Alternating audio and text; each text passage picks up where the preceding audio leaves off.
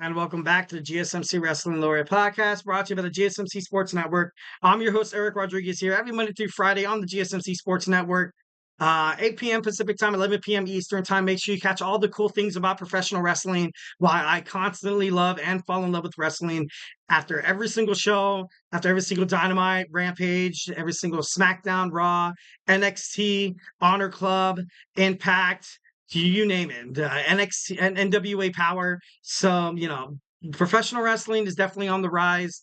I've been a huge fan my whole entire life. So, glad to kind of share this passion with you guys. So, without further ado, let's talk about the National Wrestling Alliance looking to invade, a potential wrestling promotion. So yeah, let's dig into it. So the National Wrestling Alliance, obviously you have professional wrestling. Professional wrestling is a very, it's a diverse audience that, a lot of people kind of, back you remember back in the 90s. Obviously you had ECW, you had the NWA, you also kind of had the climbing up the birthing of TNA eventually back in the early 2000s, and then you had WWF/WWE.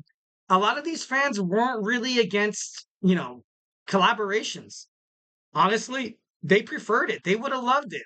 And I think some of these promotions would kind of still be in business if they were kind of more keen on, kind of being a little more willing on working with the other promotions, not really kind of having an ego toward it. Obviously, Vince McMahon, my man, King Ego. Well, not my man, sorry. I disown him. I'm just kidding.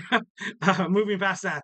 That was kind of crazy. Uh, but obviously, you see Billy Corgan of the National Wrestling Alliance. Ever since he kind of brought them to the CW app, you have the life of Billy Corgan as a rock star. Carney Land, you also see him as a wrestling promoter. I feel like the NWA is kind of on the rise to a certain extent.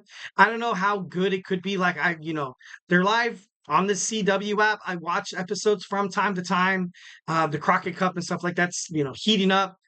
So Billy Corgan, gotta respect him, Smashing Pumpkins guy. Can they really survive in a wrestling invasion though?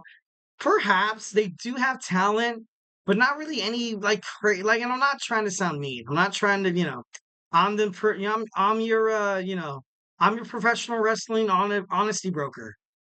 I don't see the NWA kind of really hanging with anybody from WWE, anybody from AEW, anybody from New Japan, anybody from anywhere, to be honest. And I'm not trying to be mean, not trying to kind of call it quits. I'm not trying to, kind of dog them before, the dog even entered the fight. Or, I'm not trying to shoot that horse, limp or whatever. But it's crazy. It's crazy.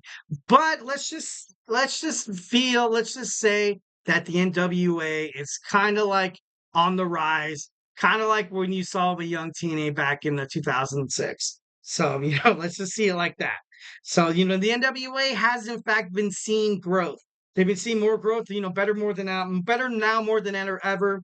Yeah, Byron Idol confirms plans for the NWA to do an invasion. The need of a potential partnership is absolutely huge for the NWA to kind of stay afloat here in the professional wrestling business.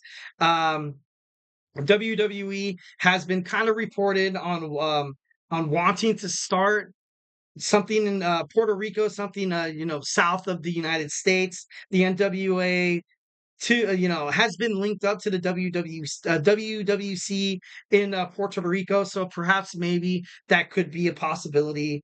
And, just thinking about how it would look for WWE if these two, kind of came together. And to be honest, it would kind of make a lot of sense of how you kind of saw WWE kind of annex NXT, so NXT could ultimately be its own entity. So that kind of makes a lot of sense. You're gonna have the WWE NXT airing starting October 1st on the CW live. NWA Power every Tuesday night. You're gonna see them, fighting on the CW app. So, what's it to say that these guys are going to find a way to kind of, invade each other, or the NWA to kind of, just kind of put its superstars within WWE NXT? I feel like Triple H kind of upheld that belief that WWE with other wrestling promotions would ultimately kind of, it wouldn't suck, but it wouldn't be so beneficial either in terms of the WWE numbers. If you kind of want to be scapegoated toward that, if you kind of want to hold that higher ground and be like, oh, WWE, we don't really want to mess with AEW. We didn't really, want to mess with all that stuff.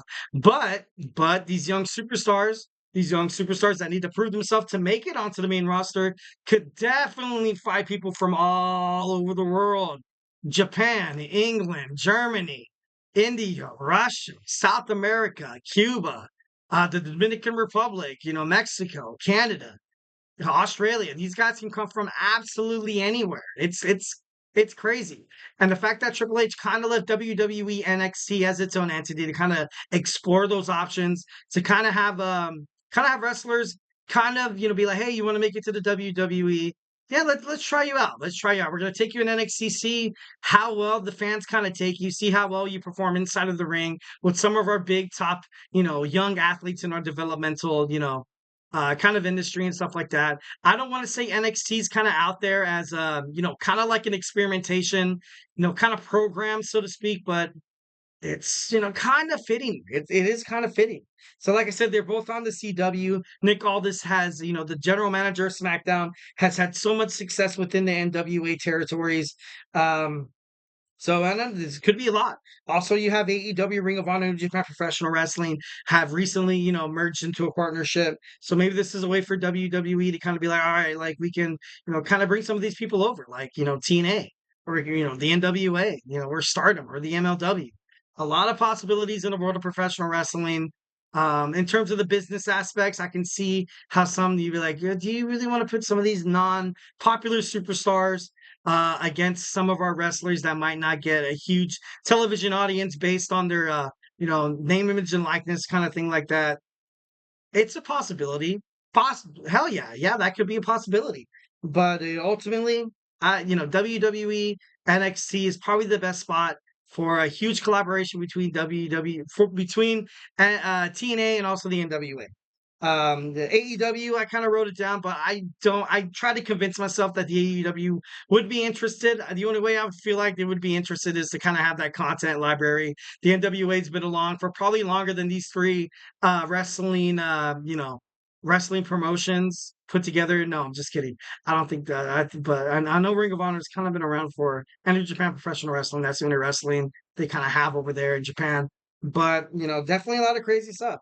Also, TNA, I think TNA and WWE would be absolutely perfect to kind of fit into that spot. Kind of feuding with the NWA, kind of allowing younger superstars internationally to contend. So, definitely be awesome. Guys, do not go anywhere. We got to wrap this up, a lot quicker than I thought. Sorry for holding you guys overtime like I always do. I apologize. But we're going to jump on into our wrestling news roundup. So, hey, do not go anywhere.